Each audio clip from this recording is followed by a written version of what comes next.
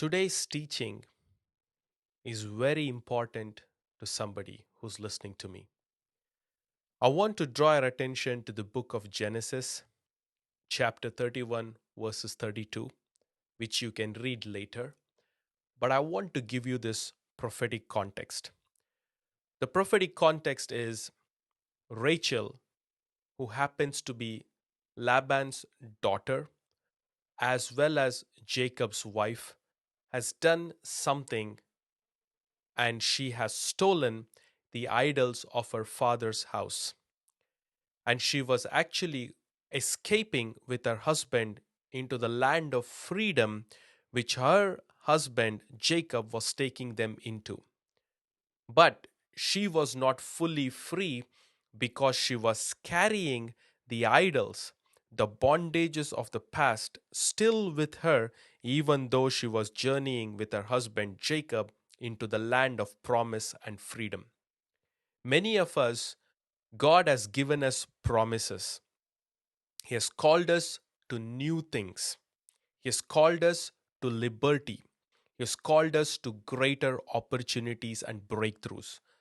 But we sometimes we hold on to the things of the past or the past bondages.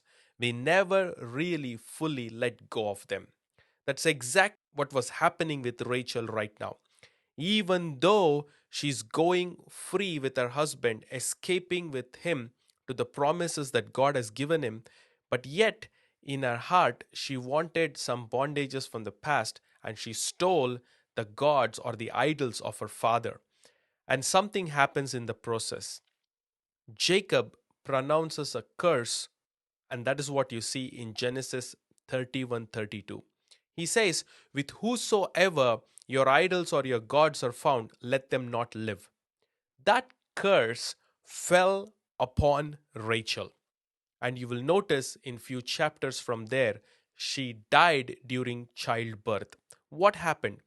She invited a curse and a bondage into her life without her husband's awareness. And when her husband cursed her because her authority was her husband, that curse landed upon her.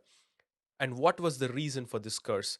Because she carried the bondage and the idols of the past into her future where she was planning to go.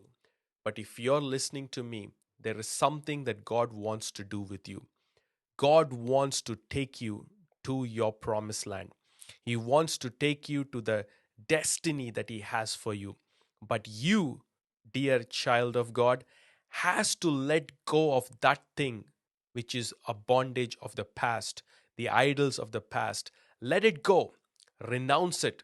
And today, why don't you make this declaration with me that every idol and my past bondages will not enter my future nor my promised land. Neither will it journey as I walk towards the promises of God.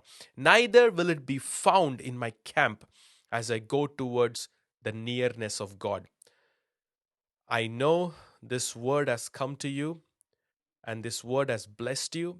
If it has, I want you to take a minute and share it with somebody for this to be a blessing to them. And please do write a comment so that I can hear your thoughts. God bless you.